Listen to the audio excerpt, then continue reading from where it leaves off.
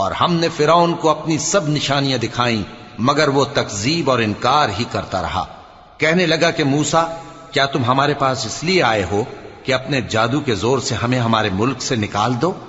तो हम भी तुम्हारे मुकाबिल ऐसा ही जादू लाएंगे, तो हमारे और अपने दरमियान एक वक्त मुकर्रर कर लो कि न तो हम उसके खिलाफ करें और न तुम, और ये मुकाबला एक हमवार मैदान में होगा। मूसा ने कहा कि आपके लिए यौम जीनत का वादा है और ये कि लोग उस रोज दिन चढ़े इकट्ठे हो जाएं। तो फिरौन लौट गया और अपने सामान जमा करके फिर आया। मूसा ने उन जादूगरों से कहा कि ये तुम्हारी बर्बादी होगी, अल्लाह पर झूठ न बांधो, वो तुम्हें अजाब से फना कर देगा, और जिसने झूठ बांधा वो नामुराद रहा।